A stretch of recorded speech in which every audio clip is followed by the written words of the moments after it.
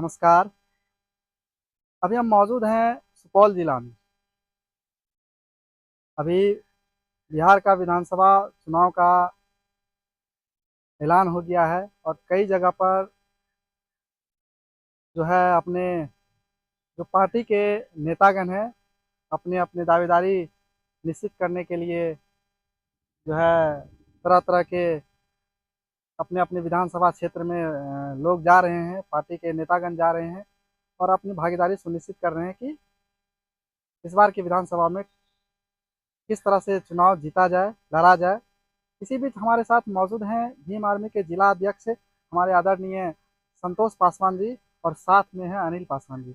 हम चुनावी मुद्दों को लेकर के भी चर्चा करेंगे और साथ ही सुप्रीम कोर्ट के जो chief justice of India B R Gavai साहब हैं उनके ऊपर जो जूता फेंका गया इस पर भी चर्चा करेंगे। हालांकि ये घटना इतिहास में पहली बार हुआ है कि किसी भी कोर्ट के सुप्रीम कोर्ट या हाई कोर्ट हो उसके जो न्यायाधीश हैं उनके ऊपर जूता फेंका गया, पहली बार इतिहास में हुआ है। सर, ये बहुत बड़ी घटना हमारे देश में हुई है।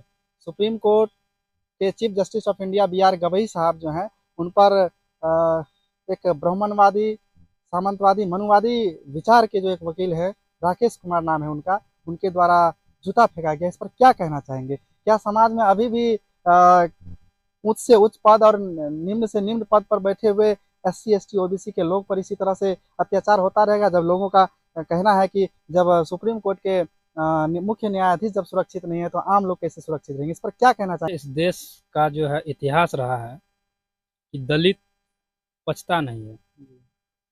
जिस कारण से इतिहास में भी इनके पूर्वजों के द्वारा दलित पे शोषण अत्याचार किया गया, उसको बरकरार रखना चाहता है।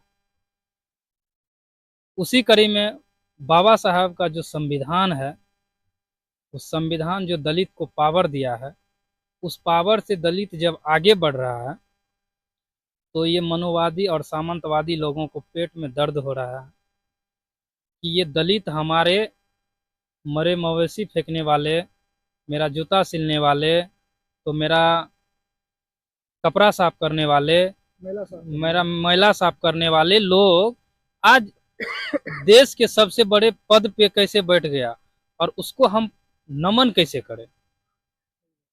इसको लेकर के ये सामंतवादी लोगों को पेट में दर्द हो रहा है।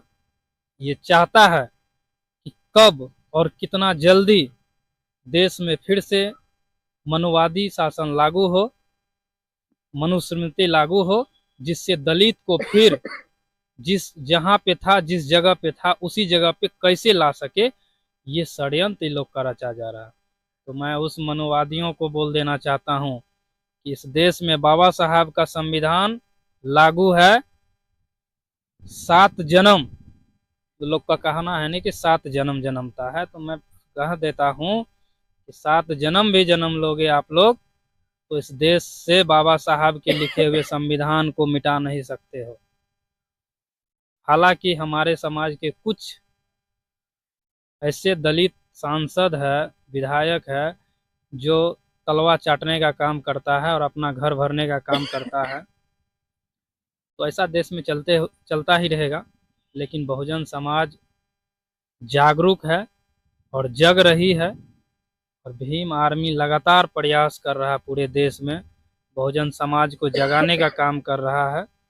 और एक दिन बहुत बड़ा नीली क्रांति की घोषणा होगी और इस देश में 100% अम्बेडकर साहब की लिखी हुई संविधान लागू होगा और इससे मनुवादियों की जो है कमर की हड्डी टूटने का भी काम होगा। आप कह रहे हैं 100% भारत का जो संविधान जो डॉक्टर बी आर अम्बेडकर के द्वारा लिखा गया ये 100% लागू हुआ। आपको लगता है कि अभी भी संविधान 100% लागू नहीं हुआ? ऐसा क्यों करें? भारत के संविधान, क्या अभी भी संविधान लागू होने के बावजूद भी, नियम कानून लागू लागू होने के बावजूद भी अभी भी S C S T OBC पर अत्याचार शोषण उनका होता जा रहा है? अगर भारत में 20% भी बाबा साहब का संविधान लागू हो जाए और हमारे देश के जो ये सरकार है बाबा साहब के लिखे हुए संविधान पे अगर ये सरकार चलने लगे तो ये जितने उचक्के लोग हैं, सामंतवादियों लोग हैं, जो आए दिन दलित पे शोषण अत्याचार करते हैं, वो 100% खत्म हो जाएगा। अच्छा, ये अभी लगातार जो है भीम आर्मी के जो चीफ हैं चंद्रशेखर रावण, ये लगातार कई जगह पर अपनी पार्टी को उतार रहे हैं, कई जगह उनके कार्यकर्ता भी काम कर रहे हैं। बिहार में विधानसभा चुनाव है, इसको लेकर बिहार में भीम आर्मी का क्या विशेष तैयारी है? क्या कितने सीटों पर चुनाव लड़ेगी? इस सुपौल लोकसभा क्षेत्र में कितने विधानसभा क्षेत्रों पर वो चुनाव लड़ रही है, इस पर क्या कहेंगे? देखिए, मजबूती से भाई चंद्रशेखर आजाद, पार्टी के अध्यक्ष, प्रदेश अध्यक्ष बड़े भाई जौहर आजाद जी और भीम आर्मी के प्रदेश अध्यक्ष भाई अमर ज्योति जी के नेतृत्व में बिहार में मजबूती से भीम आर्मी सह आजाद समाज पार्टी प्रत्याशी उतारेगी और इस बार जीत सुनिश्चित करेगी। अच्छा, ये जो इलाका है, ये कोसी सीमांचल का इलाका है। इस कोसी जोन में दो प्रमंडल जो है प्रमुख है। एक कोसी प्रमंडल जो सहरसा के अंतर्गत, सहरसा का जो इलाका है, और दूसरा है पूर्णिया प्रमंडल।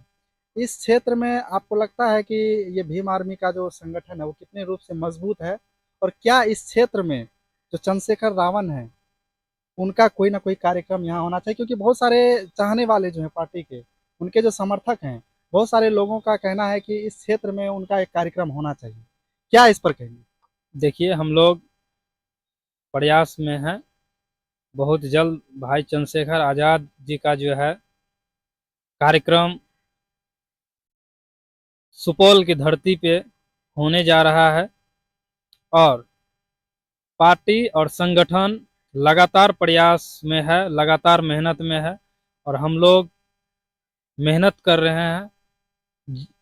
जाके हम अपने समाज के लोगों से मिल रहे हैं, जुड़ रहे हैं और संगठन को मजबूती प्रदान हो रहा है, इसमें कोई शक नहीं है।